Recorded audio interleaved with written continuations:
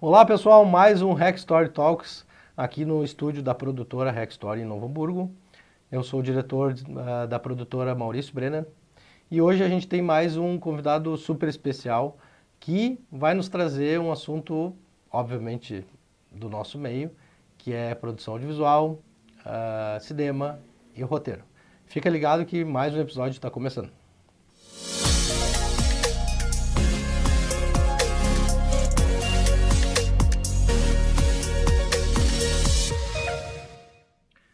Então, mais um episódio do Hack Story Talks, temporada 2, no novo estúdio da Hack Story, com um convidado super especial, o Alexandre Derlan, meu querido amigo. Muito obrigado de pelo super especial. longas datas, obrigado por ter vindo, comparecido aqui com a gente, para a gente falar sobre produção audiovisual, obviamente, né? Sobre cinema, roteiro, né? E mais a gente se aprofundar mais nessa questão de roteiro audiovisual. E para a gente começar, eu queria que tu começasse te apresentando e aquela brincadeira de sempre, né? De onde é que tu vem, do que se alimenta, de onde é que surgiu o nosso Alexandre Derlan e como é que começou na nossa querida área do audiovisual. Muito bem, Maurício. Prazer estar com vocês aqui, né, nessa estrutura bacana que vocês prepararam para atender o mercado e oportunizar de a gente vir também trocar ideias, né, e falar um pouquinho da nossa carreira. Posso dizer que foi o cinema e a televisão que acabaram impulsionando que eu optasse por trabalhar com comunicação, por trabalhar, né, com produtos audiovisuais, né, e contar histórias, que eu acho que esse é a nossa grande missão e aquilo que é vocacional na carreira da gente, né? Então, eu me formei em publicidade e propaganda, né, me graduei nisso, trabalhei primeiramente em rádio, fazia programa de cinema em rádio, então já lidava com a produção, porque eu era produtor também do programa e apresentava o programa. Isso acabou me proporcionando um estágio na RBS TV, no núcleo de produções especiais. Ali foram as primeiras experiências concretas com o audiovisual. Não querendo divulgar a idade das pessoas, mas sabe, esse negócio de idade é mais coisa de mulher, né, cara? Aí de homem a gente pode falar, né, cara? E também porque... Que ano que foi naquela época da RBS? Idade é um estado Mas de espírito, não vai falar a idade, cara? né? Deixa o pessoal somar, né? Deixa é um estado de espírito. Mas eu sou oriundo dos anos 90, eu estou há mais de 25 anos no mercado, né? Então, esse período aí é 96, 97, que eu estou fazendo esse programa, daí depois ingresso na RBS. E com isso, eu acabei produzindo muito em escala, né? Comerciais, a gente fazia muito comerciais para esse núcleo de produção. Sim, então, tipo linha de produção, assim. Exatamente. Né? E qual foi o grande barato, o grande aprendizado disso? É porque você passava por todas as etapas, né? Você recebia o roteiro, você ia até o local, fazia a gravação, né? Trazia aquele material, decupava, trazia aquele material, ia para a ilha de edição, editava e colocava no ar. Como é que era? Eles não chamavam de RBS Pacote Vídeo. econômico, era na RBS Vídeo. Que era tipo uma produtora, né? Exatamente, era uma produtora e foi uma produtora muito importante, assim, para o mercado publicitário gaúcho e também paulista, né? Com certeza. Teve uma sede em São Paulo também. Então, assim, guardo um bocado de aprendizado dessa época, principalmente essa experiência em realizar com rapidez, imaginação e pouco dinheiro, né? Que foi a minha escola inicial, assim. Depois de um tempo, eu acabei trabalhando em produtora, né, e aí começou a diversificar mais o trabalho, né, e aí eu também comecei a me envolver com outras tarefas, porque com o passar do tempo, todos nós, a gente teve que ser multi, né, a gente teve que assumir outras funções. Com certeza. Não dava mais para ficar só sendo diretor, né, a gente já não tinha mais aquela equipe grande, eram equipes mais enxutas, e a gente ia fazendo outras coisas. E o roteiro, Maurício, acabou sendo a segunda característica, assim, o segundo ofício que eu fui assumir depois da direção. Eu comecei a escrever e foi maravilhoso isso, assim, e me proporcionou, junto com a edição, ter um olhar mais amplo, né, sobre a peça, né? E com isso também eu creio que é importante, assim, porque a gente sabe mais do que a gente quer entregar e o que a gente está fazendo. Você está filmando aquilo que você mesmo escreveu, aquilo que você pensou, que você imaginou, né? Sim, inclusive várias vezes aqui na produtora, assim, uma coisa que a gente vê que facilita muito, ah, quem é da pós, por exemplo, tanto na parte de montagem, edição ou finalização, motion, ele tá junto lá na produção, ou ele fez parte da pré-produção, ou no briefing, no roteiro. Isso depois ajuda muito ele, né? Porque ele conseguiu enxergar Exatamente. as etapas, né? As etapas. Eu acho que esse trabalho integrado reforça, né, a qualidade do produto final, com toda certeza. Ao mesmo tempo, eu comecei a desenvolver uma carreira no cinema, né? Iniciando pelos documentários, justamente porque já tinha essa experiência toda de televisão. Então, ao natural, o documentário foi surgindo. Né? Então, realizei muitos documentários, alguns também, na época, pelo projeto, Histórias Curtas, da RBS TV. Opa, que época boa aquele do Histórias Curtas. Que foi um projeto muito importante, que agregou bastante para todos nós. Eu participei do Histórias Curtas, mas como figurante. Como figurante. Uma vez lá, um amigo meu, ele tinha uma namorada que era atriz, daí estavam produzindo um desses curtas, daí juntou os amigos, tudo, precisamos de figurante e tal, e vai no amor, né? Era um fim de semana, não tinha nada pra fazer, era um curta que era alguma coisa do Grenal. Aí quando viu Domingo de Grenal, não era?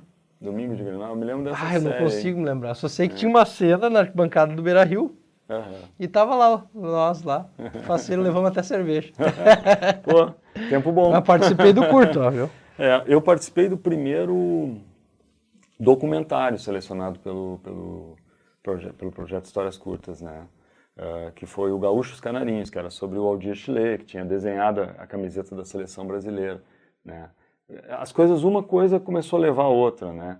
O primeiro documentário que eu fiz foi sobre o time do Renner, né? Daí isso acabou proporcionando conhecimento do Aldir Chile. A gente fez esse documentário que também era futebol, né? Dos Gaúchos Canarinhos, o nascimento da camiseta da seleção brasileira, e as coisas foram indo, né? Depois veio outro documentário, mais uma canção do Bebeto Alves, e aí a partir daí eu comecei a me interessar assim também pela ficção, e aí o roteiro tem um papel preponderante, né?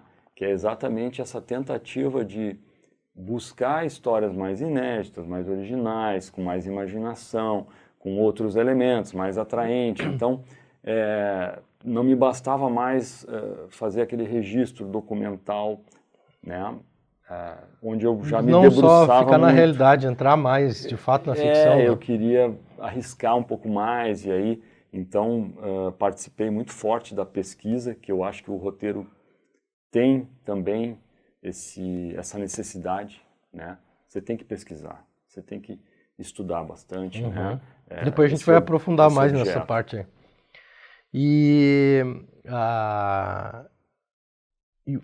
Bom, tu falou um pouquinho assim, mas o que tu consegue separar assim das primeiras grandes experiências do audiovisual? Claro, tu já falou do caso do RBS Vídeo, enfim, mas uma atividade, uma experiência ali que tu fez que foi determinante para justamente ver assim, é isso aí que eu quero continuar, é disso que eu gosto. Eu vou te dizer que depois desse período, né, RBS Vídeo, televisão, por essa vocação, por essa paixão, por esse grande respeito, né, essa devoção ao cinema, eu acho que ter participado muitas e muitas edições do Festival de Cinema de Gramado foi determinante para que eu continuasse, né, nesse espírito assim, entre produzir conteúdo, né, e com isso me sustentar, e ao mesmo tempo realizar projetos mais autorais, ligados ao cinema, contação de histórias, né, e trabalhar com eventos também, porque eu acabei também assimilando, né, essa demanda e esse espírito. Que tu contou uma vez que participou da produção do festival, né? Trabalhei em quase 20 edições da produção de palco do Festival de Gramado. Então eu estava lá vivendo tudo o que acontecia, né? Assistia aos filmes, recebia filmes, editava, materiais, vídeos, né, para divulgação. Aí a gente aprende muita coisa, né? Convivia ali com aquele dia a dia do evento, com aquelas apresentações, né, com todo aquele mise-en-scène do palco. Então foi um universo que me alimentou muito e alimenta até hoje, né? E eu acho que isso acabou acarretando, assim, né? Eu provei a tal da cachaça essa e não consegui, né? Me viciei, não deixei mais de consumir. Que legal. E desse início, assim, inclusive eu queria te perguntar, para quem não sabe, né? Até uma coisa que eu lembrei, né? Antes de contar outra coisa, né? Que a gente... Cuida aí, que vai contar. Olha o que vai contar, né?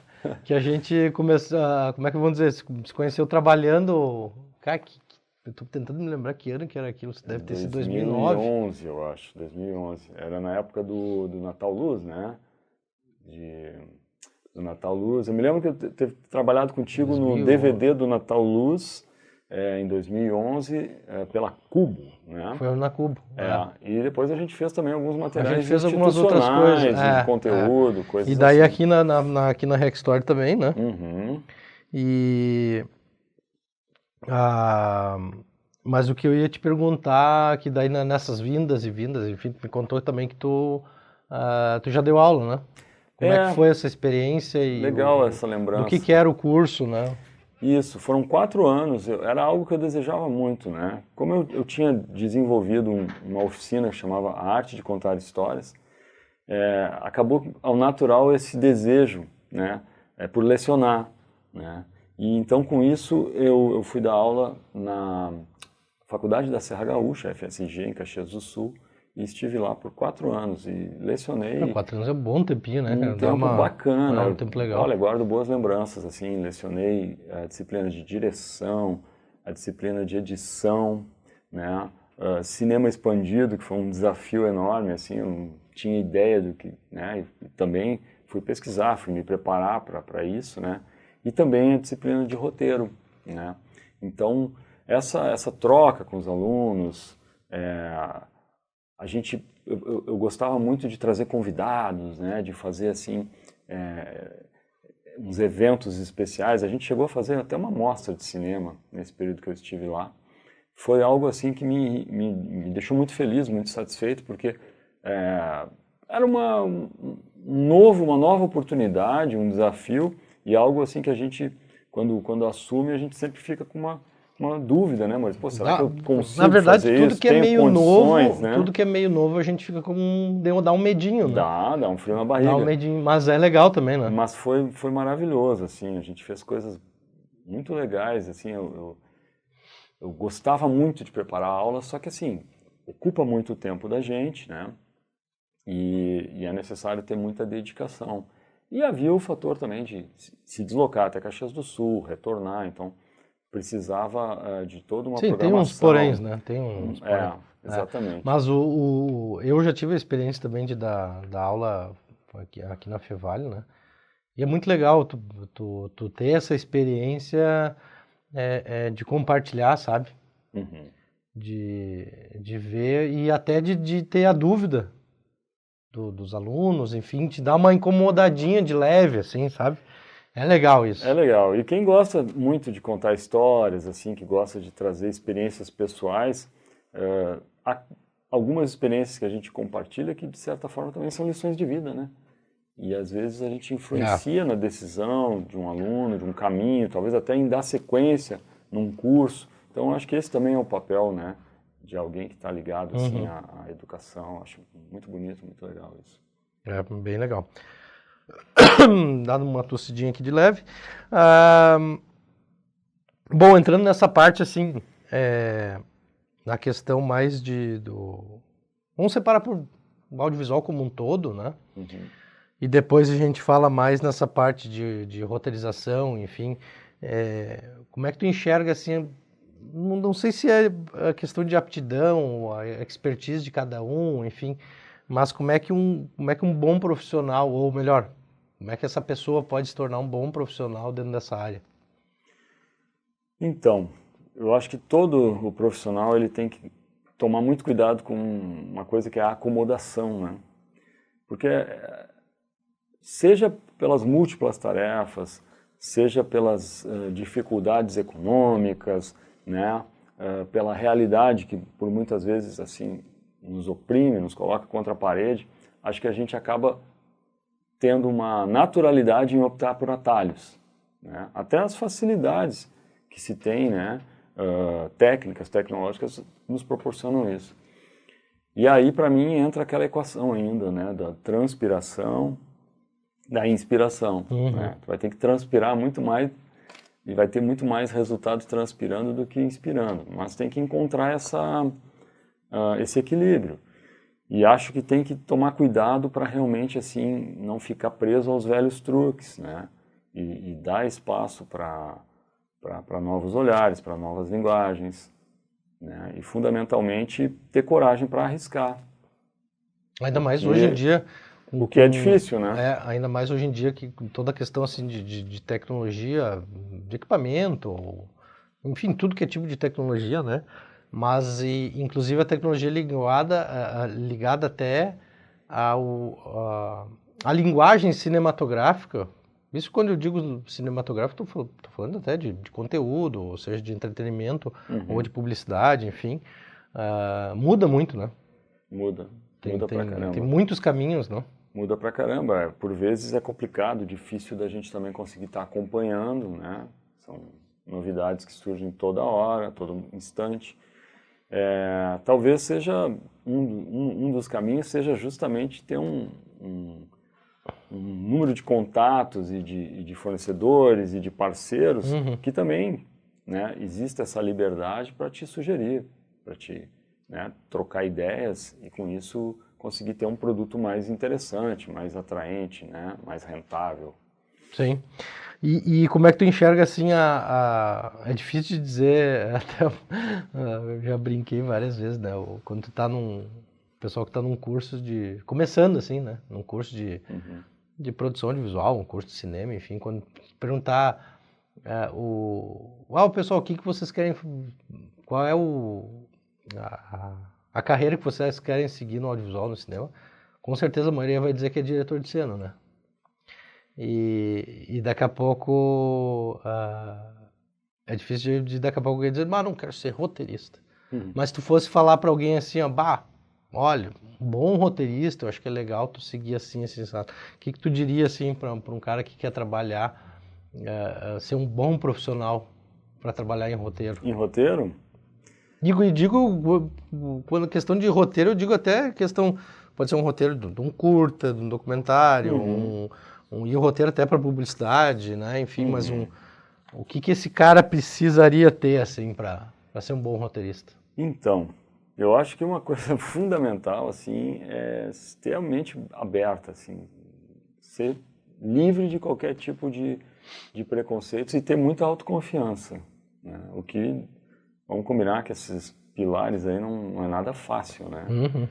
Porque o que vai acontecer assim, né? O roteiro ele pode ser feito em conjunto, né? E principalmente no mercado assim executivo, corporativo, obviamente muitas pessoas vão brifar e muitas pessoas vão comentar e aprovar, né? No cinema não é diferente, também se passa, né, por salas de leitura que existem, né, para que todos possam entender o que o roteirista está colocando ali. E isso acaba, muitas vezes, talvez, mudando um percurso, né, de uma ideia inicial, de uma ideia original, né, e talvez seja fácil, assim, se o sujeito não tiver, né, confiança, não tiver paciência. Ele acreditar na ideia dele, né? Porque qual é o grande barato, assim, de um roteiro? É a surpresa, né, é a originalidade. É onde aquela história, né, com todas as suas etapas vai levar, né, quem está lendo um roteiro. E isso é muito trabalhoso, né? Isso te exige muito, quer dizer, o roteirista é um sujeito que tem que estar lendo bastante. Que tem que pesquisar, né? Que tem que pesquisar muito, né? Acho que a pesquisa tem um papel determinante, assim, né? Ela vai dar a solidez, né? Ela vai dar o conhecimento de causa para aquilo que você está colocando lá, né, que você está digitando lá, na história.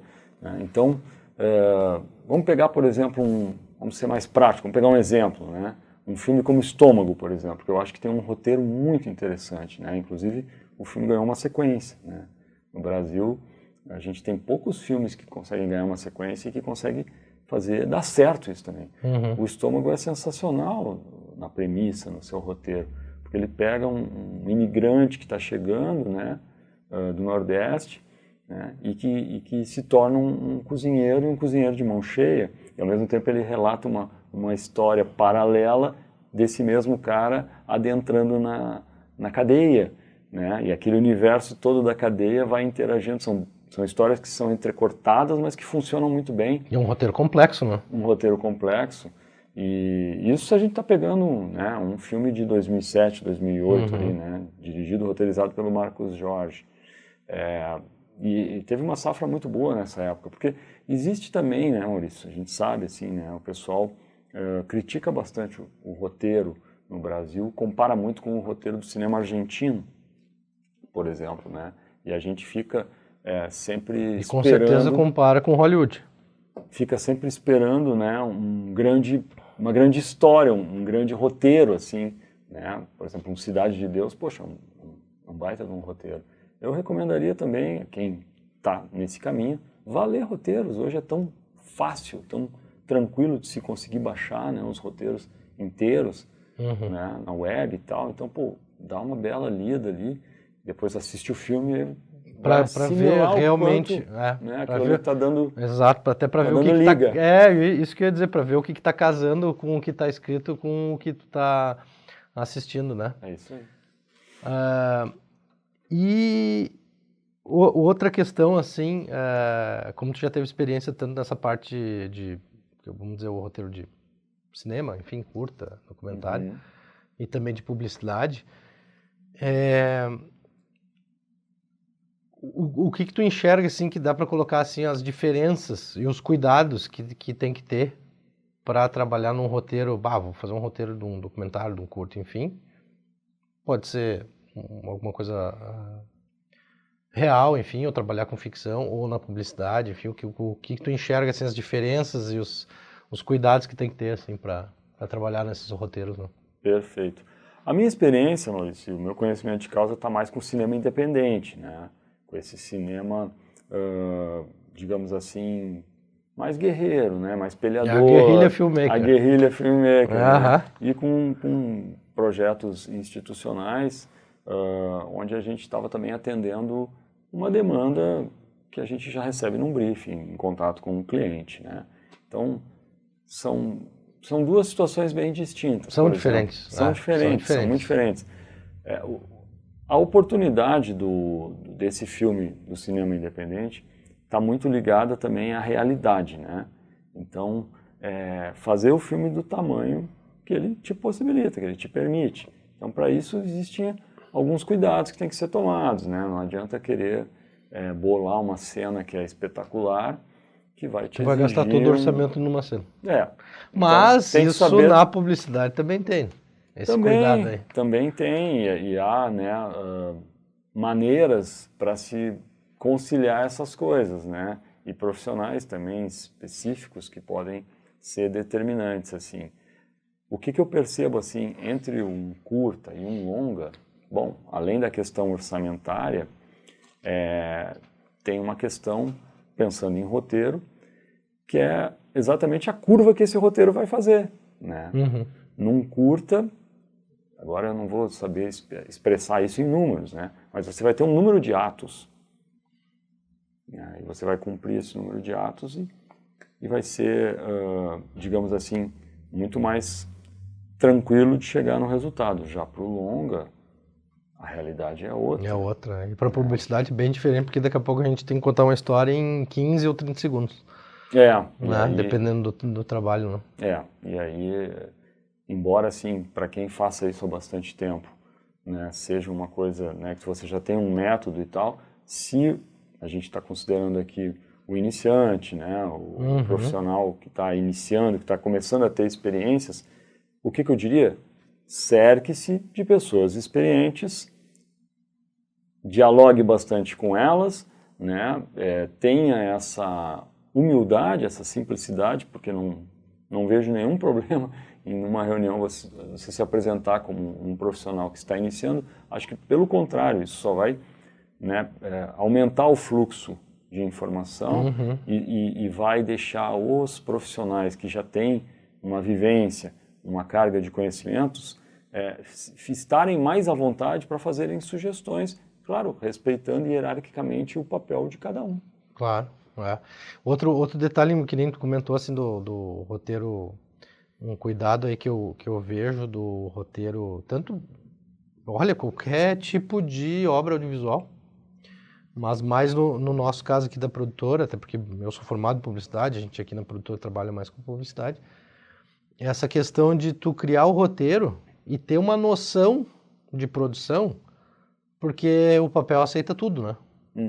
Então daqui a pouco da cena ali, pô, só para fazer aquela cena vai custar 100, 200, 300 mil. Se a gente mudar um pouquinho aquela cena, pô, precisa tantas pessoas de elenco para fazer aquela cena, será que a gente não pode mudar um pouquinho o roteiro para dar uma aliviada, porque senão daqui a pouco não vai aprovar lá.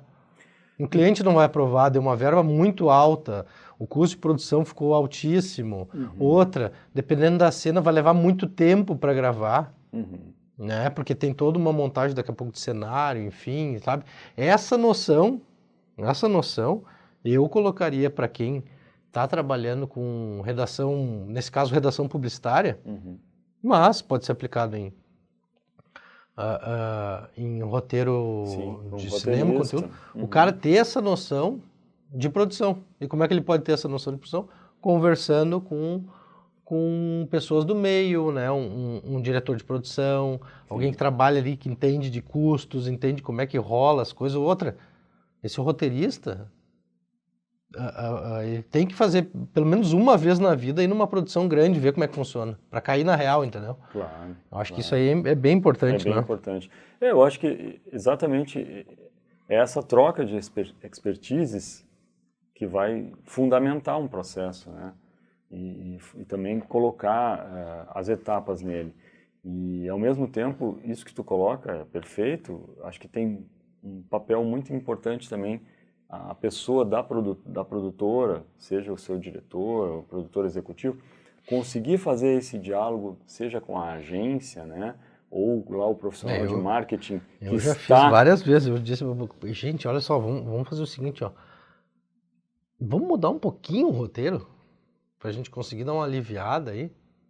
Outra coisa que eu sempre brinco assim, ó. Essa abertura, eu acho que daí é que as coisas se resolvem, né? Porque às vezes tu vai estar, como tu disse, vai estar demandando um esforço tremendo para realizar aquilo que aquela pessoa idealizou, mas se daria para fazer de outro jeito, do outro jeito e alcança um bom resultado, por que não, né? Que nem no outro episódio que a gente gravou, que eu tava com o Saul, né? O grande, que eu acho fantástico do nosso meio, isso quando eu falo do nosso meio de comunicação, não só o audiovisual, né? Do nosso meio de comunicação, a fotografia, o design, o audiovisual, obviamente, a publicidade, não tem o que não dá para fazer. Isso, inclusive, eu falo com os clientes em reuniões, enfim, não existe o que não dá para fazer.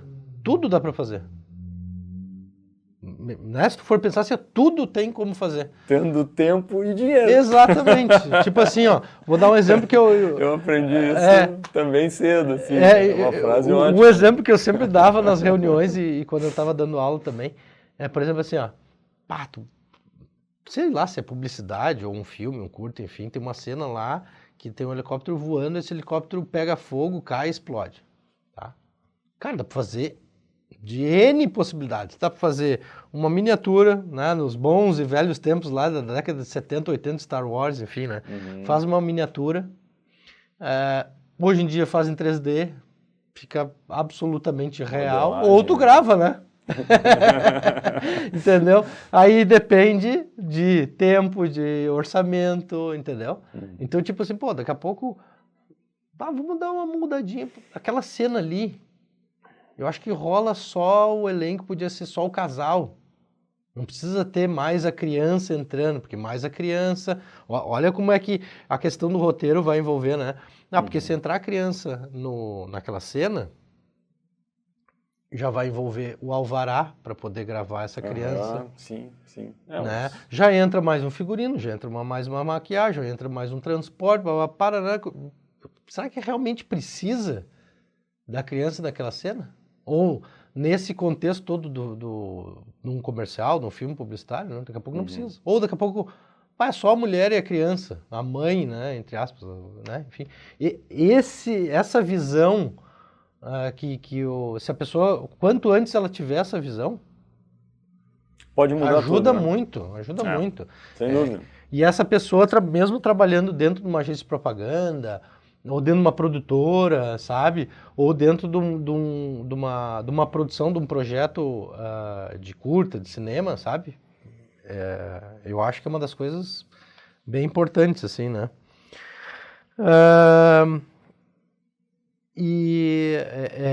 Outra questão também que a gente falou bastante de roteiro, né? Que uma coisa que eu acho que é legal comentar também, que tem, né? Tem todo o teu trabalho que tu tem bastante experiência com direção de cena, né? E como é que tu enxerga assim, esse trabalho de direção de cena hoje em dia, com tantas possibilidades que a gente tem? Pô, que nem aqui a gente tá fazendo um podcast, né? Se tu for ver, tem uma direção, obviamente tem uma direção, né? Como é que tu enxerga assim essas muitas possibilidades para trabalhar com direção de cena e até porque com produção, né? Olha, cara, é uma profissão rica, linda, assim, né? Incrível em termos de versatilidade, né? O que ao mesmo tempo é uma responsabilidade enorme para um diretor de cena, né? Porque ele recebe uma demanda que pode ser, como a gente estava vendo agora, a situação do helicóptero aí, né? Uma coisa super produção. É o baita exemplo que eu dei, né? Como pode ser uma coisa extremamente simples e sob o olhar desse profissional pode se tornar sublime, né? E aí a gente tem exemplos incontáveis ao longo da história, né? E de caras que mudaram tudo também, né? Grandes diretores e tal, diretoras que são lembrados justamente por terem virado a chave. Então, cara, olha, para falar disso, assim, nós precisaríamos de um Nossa, programa. eu acho que seria um outro episódio. Seria um episódio inteiro, mas eu dá deixaria pra gente ver, essa pulga. Eu acho que a gente podia ver um outro episódio só para falar da parte de direção de cena. Porque as possibilidades são inúmeras, assim. E ao mesmo tempo eu acho que também vale aquilo que eu disse lá no começo. O diretor de cena ele também precisa tomar um cuidado para que isso acontece com diretores que talvez fazem um filme e aquele filme brilha pra caramba, o cara acaba ficando rotulado, né? Por ter aquela característica, aquele maneirismo, aquele jeito, etc. E tal. Então o cara também precisa um perfil, isso. Então o cara tem que saber tirar vantagem disso e mostrar que ele é um especialista naquilo, mas que quem sabe ele tem outras coisas a oferecer. Então são desafios constantes. É um desafio, né? É um desafio que nem um fotógrafo, assim, um fotógrafo de estilo, né? Um fotógrafo. Aquele fotógrafo tem aquela pegada daquele jeito, aquele lá tem um outro, né? Eu acho que o diretor de cena também tem, né? Até um roteirista, né? Aquele roteirista ali, ele tem um perfil mais assim, né? E tal, né? Que trabalha de uma forma mais maluca, com uns roteiros mais malucos, outro mais pé no chão, né? É verdade, é isso aí. Show de bola. Bom, a gente tá na reta final aí. Alexandre, queria te agradecer de novo e ia te pedir para dar uma mensagem final aí, que eu acredito que essa troca de experiência que a gente tem pode ajudar muita gente que está começando, quem está já trabalhando, os parceiros aí que já nos conhecem, enfim, né? O que tem mais que tu pode mandar um recado para essa galera toda, né? Que a gente sabe que o cinema gaúcho é muito forte também, né? E há anos também o Rio Grande do Sul é forte na publicidade, né? E o que dá para comentar mais? Eu vou deixar um recado para o pessoal que eu usava nas minhas aulas, né?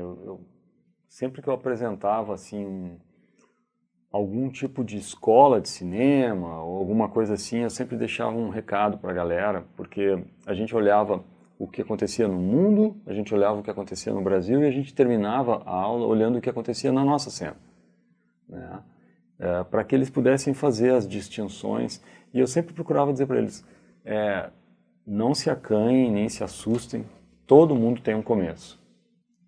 Procurem ir ver os primeiros filmes, seja lá do Spielberg, né, de quem for, né, do Meirelles, vai ver o primeiro filme que o cara fez, os primeiros trabalhos, até para tirar aquela coisa do, poxa, chegar onde chegou é impossível e tal. Eu acho que para quem está afim de trabalhar, para quem está disposto a se sacrificar, né, a buscar realizar aquela meta, aquele desejo, aquele sonho, tem que acreditar e tem que ir à luta e fazer, e dar o seu melhor, entendeu? E não procurar ficar com receio de que, poxa, mas isso só em tal lugar que eu vou conseguir. As experiências estão aí, as possibilidades da linguagem são enormes, e a gente tem que exercitar e fazer. Legal, bacana. Então, pessoal, esse foi mais um Hack Story Talks com o nosso querido amigo aqui, Alexandre Derlan, falando um pouco mais de produção audiovisual, cinema e um roteiro. Clichêzão do YouTube, deixe seu like aqui, se inscreve no nosso canal e também segue a gente nas redes sociais. O nosso podcast também está no Spotify e até a próxima.